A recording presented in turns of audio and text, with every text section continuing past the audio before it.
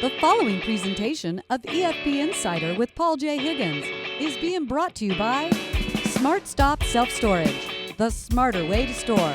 New location in Rancho Mission Viejo. Smart Stop, proud supporters of Santa Margarita football and EFB Insider. Today on EFB Insider, Coach Rouz joins me to talk about their Trinity League opener against defending national champs St. John Bosco. Standout, Reymello Murphy shares his personal goal for the season and what he wants to leave behind as an Eagle. We know that he leaves defenders behind. Team captain and center Kilian O'Connor is not a raw player, but one that leads by example. He likes to get after it on the O-line. A candid conversation ahead. I'm Paul Higgins. This is EFB Insider, and all the action starts right now. Let's go, baby. Let's go. Turn up. Game day. Coach, last Saturday night, that was big boy football. Tell me about that. I know that you guys were excited to play that game. You came out firing on all cylinders. Your thoughts, because you guys got off to a great start. Well, I was really proud of the guys for how aggressive they were. I think this is the first time since I've been here that they really believed that they could win against Bosco. Obviously, the first play was super exciting. We have a huge kickoff return, and then we go down and we capitalize in the red zone. They responded, and there was a back and forth, and we were in it. I think a big point that we would love to get back would be the end of the first half. That was when we had a chance to go down and score, and we didn't, and then they made a great play right before the half to score a touchdown. But even then, so we were still in it. 28-20 at halftime, and really 38-28 with 3 minutes left in the third quarter. We felt like we were in it and still going, and then just a few critical plays and things that a team like that, if you make those types of mistakes, they're going to capitalize on them. And I think their depth at running back really kind of got to us in the end, and the number of hits. But we're proud of the way they fought. But I tell our guys, we're proud of the way we fought, but at the same time, the expectation is to win here. And so, really no moral victories on it, but there's a lot I think we can build on from, and I think it was a good foundational set in the Trinity League for the culture that we're trying to build. This is why we came here. This is why we came here. Here's your chance right now when the lights shine bright. This is what you do. You got the grays on. You looking crispy. You looking swaggy. They don't know what's about to hit them. Snap it next. Let's go, dogs. 1, 2, 1, 2. Let's go, baby. Let's step back a minute, because I was fortunate enough to be on the sidelines, and it was actually kind of a strange feeling because you guys couldn't go in the locker room. Right. And there was a little bit of what do we do now type thing. It was all a little strange, a little surreal, not strange, I guess. But there was a certain intensity and a certain confidence to the boys that I noticed that I haven't seen in a while. Your thoughts about that? Well, I think it comes back to preparation, and so when you prepare and you work hard, that's where your belief starts to come, right? And so it starts with faith, and then preparation starts to build belief, and then becomes a true confidence in the knowing. And so when you start to see it, and we go score, and then they score, and then we score again. And it's the back and forth, and it's the ebb and flow, and then we get them in a 3 and out. We make some sacks. Derek has 2 big sacks. And it's all these different plays, and they start to kind of look like, we can do this, I think that's where a lot of it comes from, and they just kind of get their pads popping a little bit. Again, we talked a lot all week about how, no disrespect to Mayfair, but what we came here for was to play and to compete against teams like St. John Bosco. And so that's the every play that really matters. And so I think it's really about us understanding that we got to play a full game. We can't play a game like that where you play well for 2.5 quarters. You got to put 4 together. And you know that Bosco has speed that you can't practice against unless you have that speed. So how do you do that? If you got guys that are super fast, that you're the opposition, how do you practice that in practice? Well, one thing, like the guy that ran for the 85-yard touchdown, his name is literally Rayshawn Speedy Luke. He ran a 10.5 as a freshman in high school. We have some fast guys. We don't have guys that fast. But what we've done in our team, in testament to the culture and really to the coaches and the seniors and the upper class guys, they've really bought into the idea of servicing each other, especially in a COVID year. while we have pretty high numbers and we're really proud of that, I think there's a lot of guys. We don't have a ton of guys. So like Jalen Jones, for example, would simulate the speed, and he did a good job. And besides that one huge run, he didn't have a number of runs like that. It wasn't like a track meet per se. But that's the thing about it. Like, you can't simulate 370 pounds or whatever big Maximus Gibbs is, right? But you know, our O-line did a good job servicing them. But until the game comes in, the speed is different and the violence is different. So it's hard to simulate those things. And that's why it was nice to play Bosco early as the first Trinity League game, because that helps us to kind of like, okay, this standard's pretty high. I mean, they're the defending national champs for a reason. No doubt. Now, you come off that game, you played JSerra on a short week. How do you prepare for that game? Well, one thing we did, and especially with the CIF rule, you can't have any contact with them on Sundays. So we were very fortunate that we didn't have school yesterday, so we had a longer practice. I mean, we grinded them. We told them we're putting our hard hats on.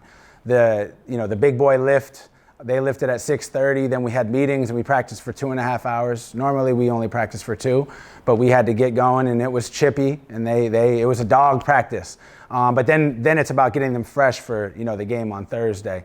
So the guys that are playing on Thursday, just in helmets today, and just running around being sharp about execution and precision. We like in our dog culture, it's the A day, the big attention about precision and preparation. So you work them hard, but then get them right and get them fresh, because we don't want them to be tired on Thursday. Big game. This is a 7-day-a-week job for you. I know that because I text messaged back and forth with Coach Overton on Sunday. Yes. And he goes, we're in a coaches meeting, and I'll get back to you with who I want to be on the next episode of the show. And I'm like, this is the real deal. I mean, you're doing this every single day. How, are you pacing yourself? And tell me how you're pacing with your coaches, because you guys have been at this for a while. Well, I think we're all so competitive that we're finally having the opportunity to play. It doesn't really we don't have to inspire anybody to be here. It's a totally different mindset. But the big thing, obviously, we want our coaches to see their families. The families have been making a lot of sacrifices. And so I try to get them home at an hour where they at least can see their kids. So we do more early stuff than we do later. In the balance, and then I think that's a big thing with technology, which is great. It's different than back in the day when it was literally a cut-up. Put it on Huddle, you share your information, Zoom meetings and things like that, or Teams meetings here as a Microsoft school. There you go. I caught it right there. Don't get mad, Bricker. He won't get mad. Yeah, so just all those different things, but I mean, we grind. We want to be prepared. You never want to be underprepared, but there's also a point where, especially in this season, it's been interesting because JSerra only played 1 game and Bosco had only played 1 game. So you don't want to also chase ghosts, you know? Right. Before I let you go, and I know only going into the 3rd game of the season, this might be a hard question to answer. But at this point in the season, 3 words that describe your team. Tenacious.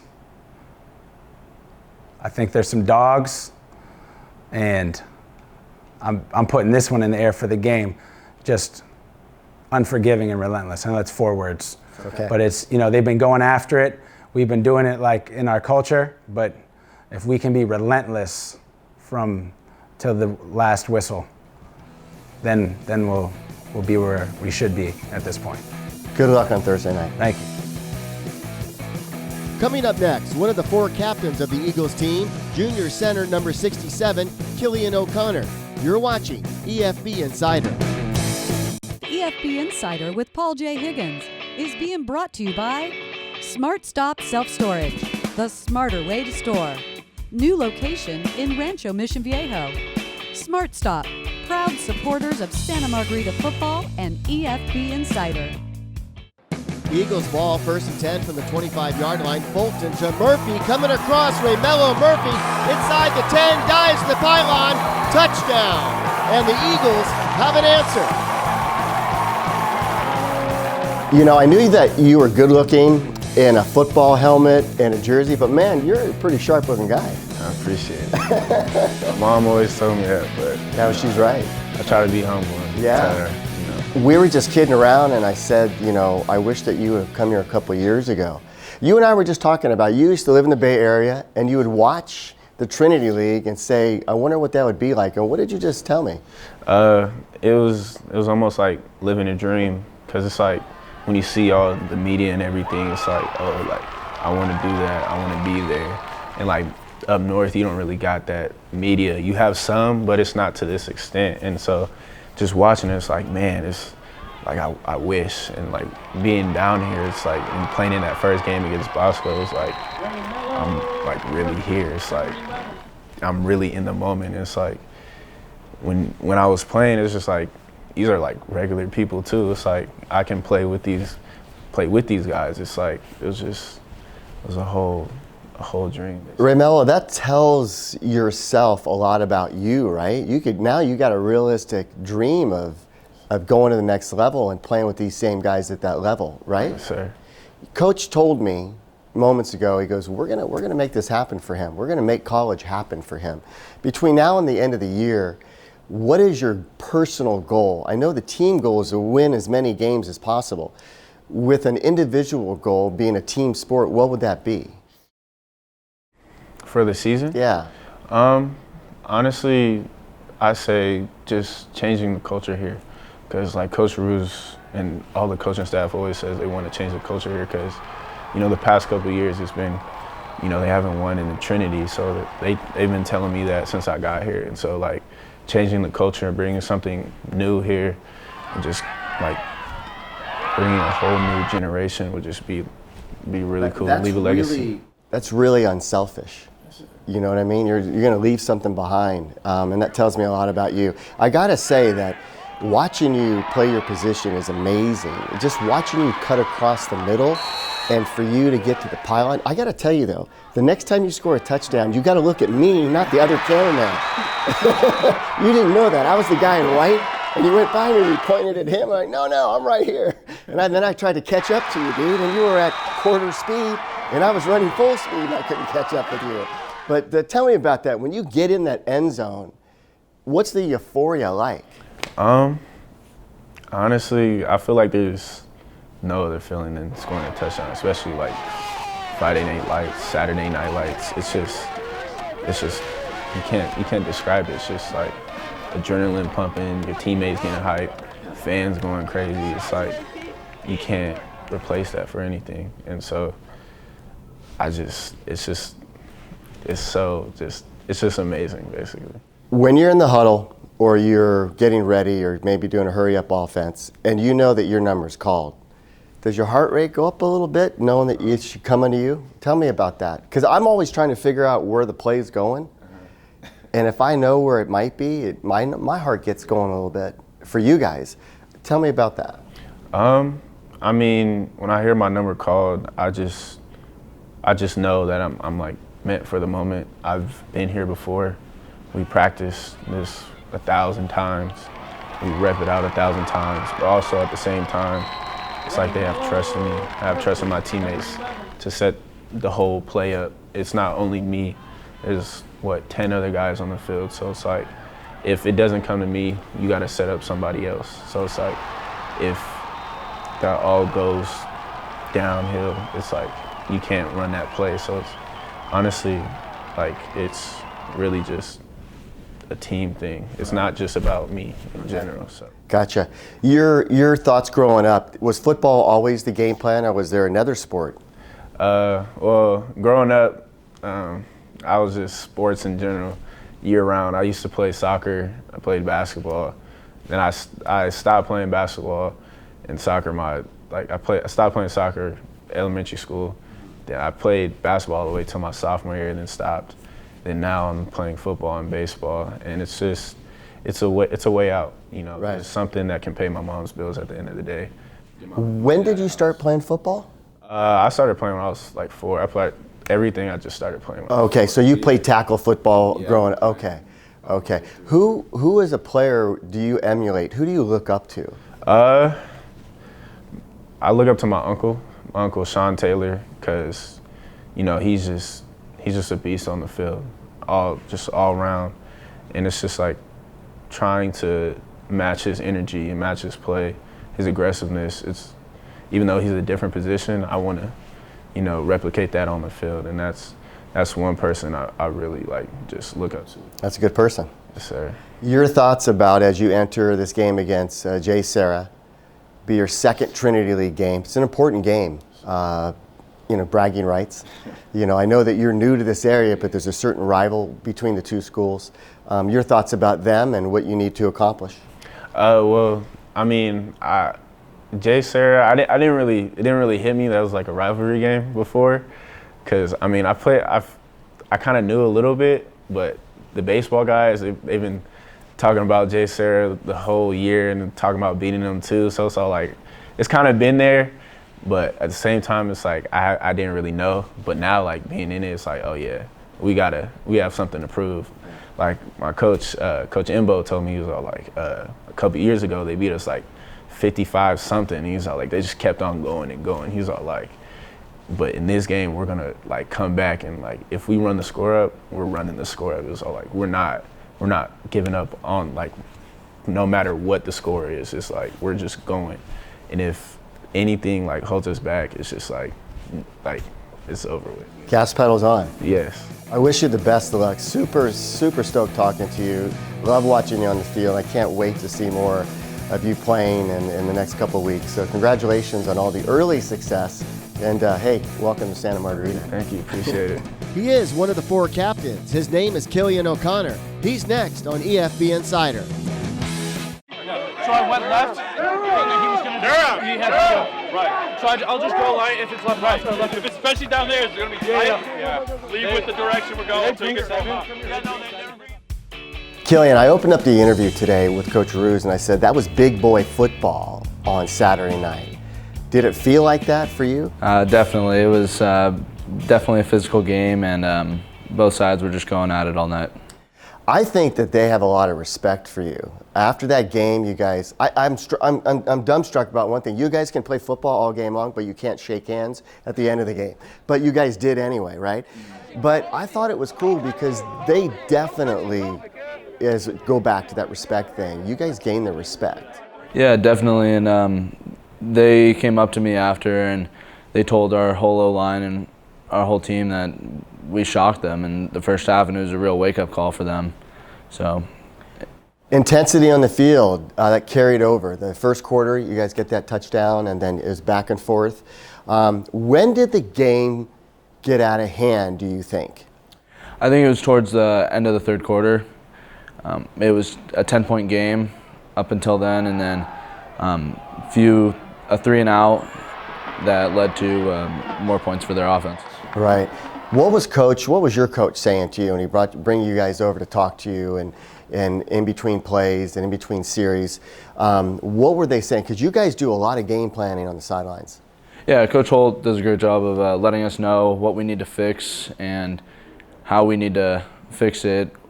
And we also go over what plays we're going to run in that coming drive and how we can change up our protections and our sets. And yeah. Sunday, were you tired? Oh, I was exhausted. Yeah, it was a late night, and then we woke up and had a captain's practice and did a flush, a team workout to get all the toxins and stuff out of our body and be less sore. Right. So that was Sunday, huh? Yes. So I was saying to the coaches, this is a 7-day-a-week job. For you guys, it's kind of a 7-day-a-week gig too, right? Yes. Are you used to it now? I mean, this will be your third game coming in. Do you feel like you got your legs underneath you? I definitely do, and I think we did a good job this week of taking it easy on our bodies after Monday, and Monday was a great practice. So I think everyone's going to be feeling great going into the week. I know that you're a junior and you got robbed of that fall season, but at least you get to play now. I'm curious, you guys hit the weights pretty hard prior to the season and during the first part of the season. Do you taper off on what you do in the weight room, or do you still hit that hard? We definitely are lifting hard, but it's different. We're not going for as heavy a weight, but more explosive movements. Okay, gotcha. And does that help you have like longevity and endurance, do you think, as you go down? Yeah, and it definitely translates to the field. Not going as heavy. It'll make you a little less sore, but it's more explosive, so it keeps you ready for practice or the game. I noticed that there was a certain confidence in you guys. Even at halftime when you guys ran off the field, you were down by 8, 28-20. And there was certainly that confidence I felt. Did you feel it? Yeah, it was through there that night, and our coaches did a great job of preparing us for the game, and we worked really hard. And so the confidence was definitely there. What did they tell you afterwards? I know they said, look, Coach said there's no moral victories here. We want to win the game. But what did he say to you guys? Yeah, there is no moral victories, and at the end of the day, we did lose, but we always have a rule. It's called the 24-hour rule. You flush it after 24 hours, move on to the next week, learn from it, and go from there. What did you learn from it? I learned that we have to play a full game. We played a solid 3.5 quarters, and at the end of the day, we couldn't close. Yeah. Yes. Yeah, and I know that you've got a game against your rival this Thursday night. You got a little smile right there when I asked you that. Yeah, I know. You probably know some of the kids that play on that team. How do you get after them? We have a great game plan this week, and everyone's really motivated because the seniors and myself, we've never walked off the field with a victory against JSerra, and that's always been pushing us to get this one this week. Yeah, and I know I believe it's homecoming, right? Yes, it is. And that's a special time for the seniors and everybody. Your thoughts, are you enjoying yourself? Are you enjoying the season? Yeah, I'm loving it. I've always loved football, and this year's been great, and Coach Rouz has done a great job of incorporating me and some of the other captains and learning how to be better leaders, and it's helped me enjoy the game more. Are you a rah-rah captain? You know what I mean by cheerleading captain? Or are you like, hey, you lead by example? Tell me about your style. If there is a style of a captain. Right? Yeah, I'm not a big rah-rah guy. We have a few guys who, handle that. Yeah, and I like to lead by example and try to pick up the team's morale when needed. Where did you get that from? Is it from your dad or your mom? Or? Yeah, my dad's my biggest role model, and he's always taught me how to lead and when or what to do in each situation. Right. So, yeah, he's always been my biggest role model. Well, you got to feel pretty stoked. You're a junior and you're captain. Yes. Yeah. I mean, so what happens next year? Hopefully the team will elect me again. Right? Yeah, you got to get in there on that. So, your personal goal, I was talking to Reymello about that, but your personal goal as you play these games in the Trinity League? My personal goal is to do everything I can for the team to help us win, as well as I want to be the Trinity League MVP offensive lineman, and that's been a goal that Coach Rouz and I and Coach Holt have set since we found out we were playing. What do you like best about your position? I mean, you touch the ball every play. Yeah, being a center, it's a good mix of mental and physical, and I love playing nasty and just being able to get after people. Do you like the hurry-up offense or do you like the huddle offense? I like both. I mean, I like the hurry-up when we're driving down the field and they're out of shape, and because Coach Hawley's prepared us so well that we've been able to stay in shape and be in better shape than everyone else. Do you like Colt to be right behind you or shotgun? Shotgun. Shotgun. Yeah. Okay. All right. Why is that? I just think it's easier for my footwork. Okay. And so I don't have to worry about him being right up on me. Right. Yeah. Right. You guys seem like you have a good rapport, and your guys around you seem like you have a good rapport, and you have some running game this year too. Yes. And of course, you got a wide receiver or two that are pretty good. Yeah, we have a lot of talent this year, and I've played with this group of O-line guys for this will be my 3rd year, and we're like brothers. And Colt, he transferred in here last year, but we've always been close, and he does a great job of treating us well. And yeah. Seems like there's a lot of chemistry to this team. I wish you the best of luck this Thursday night. A captain as a junior, that's pretty cool in the Trinity League, and you want to be the Offensive Player of the Year. Great aspirations, great goals in your sight, man. Good luck to you. Thank you.